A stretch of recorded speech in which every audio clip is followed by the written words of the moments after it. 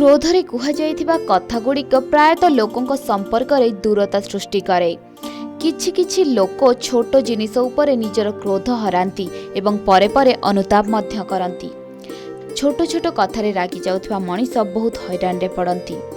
एहा सह लोक माने रागिबा परे संगे संगे भूल डिसिशन नियंती, जेउथिपाई परिवार लोके मध्य चिंतारे पड़ी जांती। कथारे अछि ना, क्रोध मनीष को मारी दिए।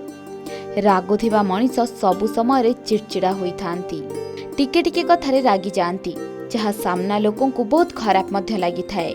एहा व्यतीत एथि जोगु शरीर उपरे खूब खराब प्रभाव मध्य पड़ी थाए। जदि आपनक क्षेत्र रे एपरि हेउछि ताहले आसंतु जानिबा किछि टिप्स विषय जहा द्वारा आपण आपनक क्रोध को नियंत्रण करि परिबे। चुप रहिबा को चेष्टा करंतु। जेतबेले आपण अधिक क्रोधित हेउछंती सेतबेले आपण चुप रहिबा को चेष्टा करंतु। क्रोधित हेले निजको शांत करिबा पई आपणक माइंड को डाइवर्ट करिबा उचित। एहा सह जदि क्रोधरे अन्य जन को गाली करूछंती तेबे आपण किछि समय पई तांकठारु दूरेई जांतु, आपणक मन शांत रहिबो। म्यूजिक सुनंतु। जदि आपण तुरंत आपणक क्रोध को कम करिबा पई चाहुछंती तेबे आपण म्यूजिक सुनिबा आरंभ करंतु, जहा द्वारा आपणक मन शांत रहिबो। मने रखंतु जे अधिक लाउड साउंड रे म्यूजिक सुनिबा उचित नुहे, नचेत आपणक क्रोध शांत हवा बदल बढ़िबा को लागिबो।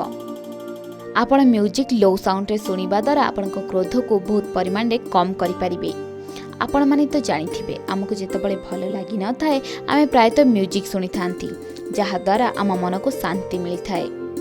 तेबे आपण क्रोधित समय रे खाली न बसी म्यूजिक सुनिबा को आरंभ करंतु, देखिबे आपणक राग शांत होई जिवो। प्रतिदिन ध्यान करंतु।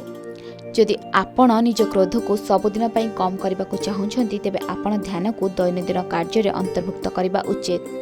प्रतिदिन ध्यान करबा द्वारा आपणक मन शांत होई थाए। एहा सह प्रतिकूल परिस्थिति रे आपण विचलित न होई निजको सुस्थ रखि थांती। एथिस आपण स्थिर मध्य होई जाई थांती।